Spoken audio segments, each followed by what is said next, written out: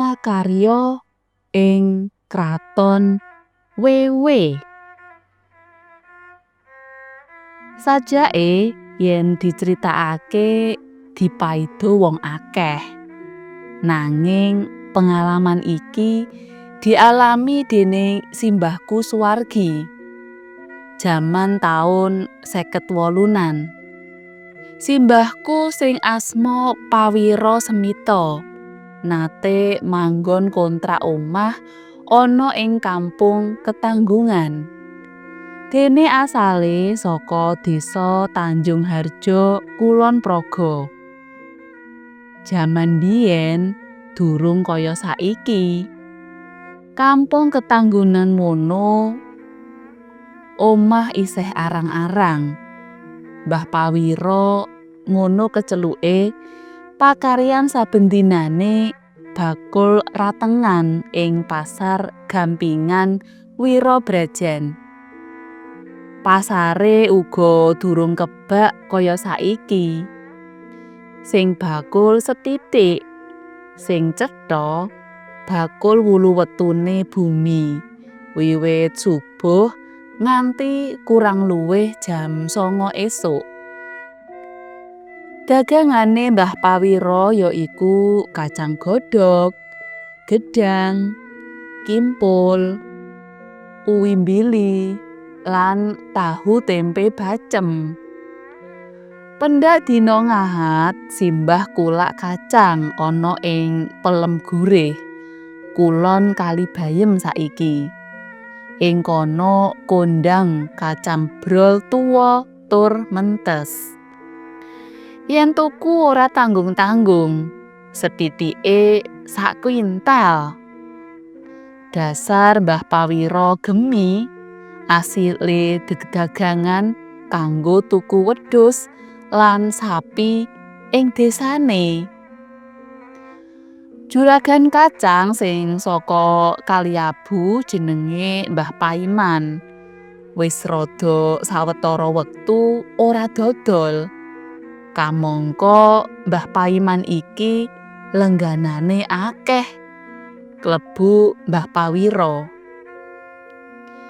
Gandeng juragan sing kondang grapyak iki ora dodol, mula pelanggan banjur alihan panggonan anggone tetuku. Sawijining sore, para pelanggan kacange Mbah Paiman padha mara niliki ing omahe. Jalaran wis suwi ora katon ing pasar Gampingan, apa dene ing pertelon Pelem Gurih. Mbah Paiman wadon kaget nalika kanca-kanca bakul ing pasar padha teka. Nanjehake bojone sing jarene wis 8 dina ora dodolan. Ngene lho Yu, sedulur pasar iki mrene arep mertakake janjane Kang Paiman ana ngendi. Kok ora tau bakul? Apa wis ora panen? Apa lunga nyang Deli pilih adine? Pitakone Setra marang bojone Paiman. Genah nek nggawa kacang wae sak grobak kok ora dodol ki piye to? Wingi sore bar ngulungi dhuwit. Kacange payu 10 sak. Wangsulane sing wadon rada nyengka. Kosik to. Apa wis pindah pasar? Entuk pelanggan anyar? Pitakone sing jenenge Setra godhek maneh.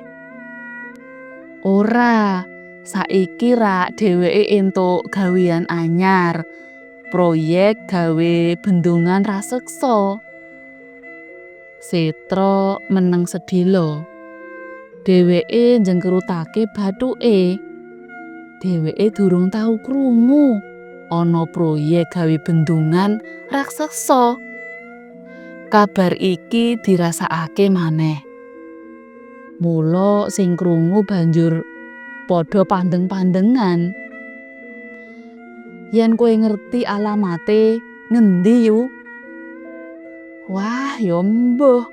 Mung jarene kidul wetan desa Pemancingan. Setra tambah gumun.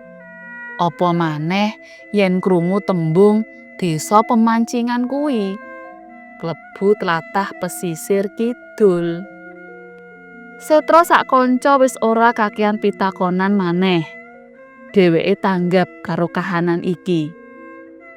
Kanca-kanca liyane kaya Arjo, Telo, Kirjo, Glompong, lan liya-liyane banjur pamitan bali. Sasuwene Setra meneng nata pikir, Manto, anak ragile Mbah Pawiro, teka mrono ngandhakake menawa mbokne wis 3 dina kok ora bali. Dagangane sak tenggok lan sak tampah ditinggal ing ngisor wit waru. Anake wis usaha goleki ing desane, nanging ora ketemu. Kabeh sedulure ora ana sing ngerti. Aku wis takon karo wong pinter, Lek Setra, jarene simbok digondol wewe. Sarate kon kotekan nganggo gaman pethel lan arit. Anggone kotekan ngubengi wit waru. Sakwise kuwi banjur lungguh sila anggone kotekan ana sak dhuwure tampah. Nanging durung ana asile. Becike ayo padha dedonga bebarengan. Wangsulane Setra. Setra sing klebu wong wasis lan waskita banjur mlebu sentong lan ngeningake cipta. Lenglap. Enting banget Setra wis bablas mlebu alam gaib. Setra ngliwati pelataran keraton sing endah banget. Lakune sakedhepan netra wis tekan papan proyek gedhe sing jarene gawe bendungan raseksa. Mbaka siji Setra ngawasake, mbok menawa kono ana mitra rakete. Ora let suwe sing nyambut gawe padha leren, banjur padha mangan bareng. Gandeng sing digoleki ora ana, Setra leren. Ora adoh saka kono, ana bocah wadon marani nawani dawet lan bakso sing sajake enak banget. Dawete ing mangkok putih, katon cendole ijo riyep-riyep nyenengake. Setra nolak suguhan mau. Sing nyuguh sajake uga gelo. Ana maneh sing teka, yakuwi prawan ayu sing mung pinjungan. Sajak kaya pamer awake sing mulus. Gandeng Setra ora kengguh ing godha, kenya mau banjur nggeret Setra mlebu ana ing salah sawijining kamar sing ditata apik banget. Sprei lan kordene sarwa ijo. Kamar-kamar ing kono pirang-pirang, memper kamar hotel berbintang. Jubine babut ijo disebari kembang mlati.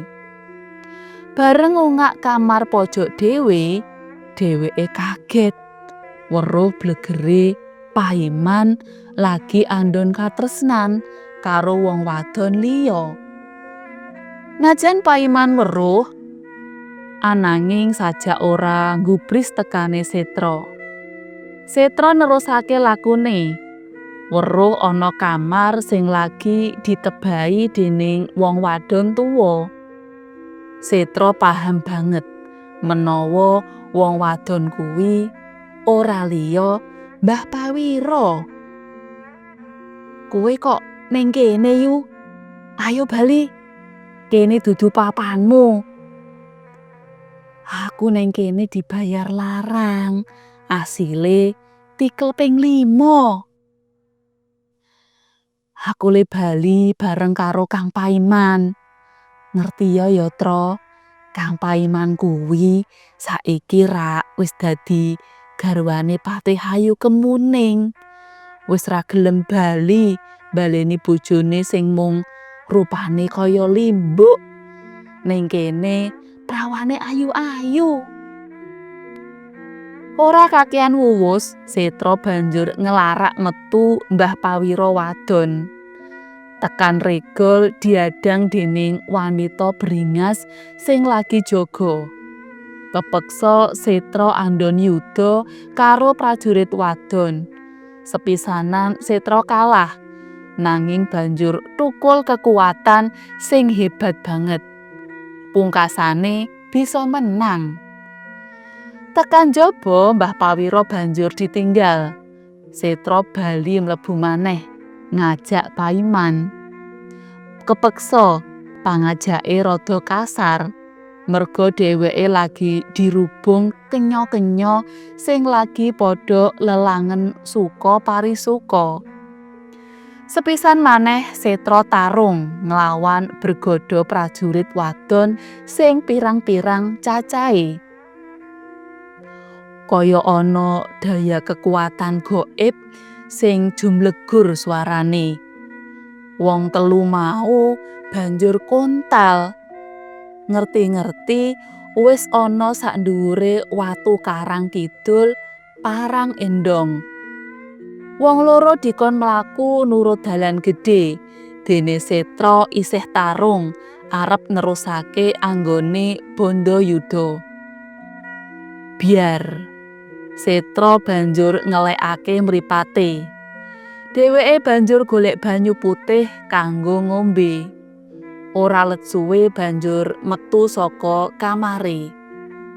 Setra nyritakake pengalamane nalika mlebu ana ing kraton Jim sing rakyat lan punggawane wadon kabeh. "Ayo to, saiki mbokmu lan Kang Paiman dipethuk. Nggawa gerobakku wae." Sore kuwi ngepasi dina Kemis Wage. Setra ngajak kanca nggawa gerobake lan uba rampe sajen sing diperlokake nuju ing pesisir Parangtritis. Turut dalan padha ngunekake tetabuhan kenthongan kanggo nyingkirake dedemit ing dalan. Kira-kira meh jam 12 bengi katon ana regemenging wong loro nggawa obor blarak. Wong loro mau ora liya Mbah Pawiro wadon lan Mbah Paiman, juragane kacang saka Kaliabu. Wong loro mau banjur numpak gerobak. Paiman nyritakake kedadeane. Sepisanan yaiku surup-surup ana wong wadon medhayoh bakal menehi gawean sing nyenengake asile akeh. Ora perlu kabotan mikul bagor isi kacang. Temenan dheweke melu. Bayare wektu kuwi yo terus diterke bali lan langsung ditampa bojone. Beda karo critane Mbah Pawiro sing wektu semono dagangane diborong wong ayu sing jenenge Raden Ayu Kemuning. Sabanjure ngajak Mbah Pawiro menehi pakaryan sing bayare gedhe. Esuke pasar Gampingan geger merga sumebare pawarta bakule rantengan dadi tukang tebah ing kraton Lelembut. Dene juragan kacang dipek bojo wewe sing tunggu watu karang kidul parang endong. Nanging wiwit kuwi Mbah Pawiro lan Mbah Paiman bisa weruh donyaning alam alus.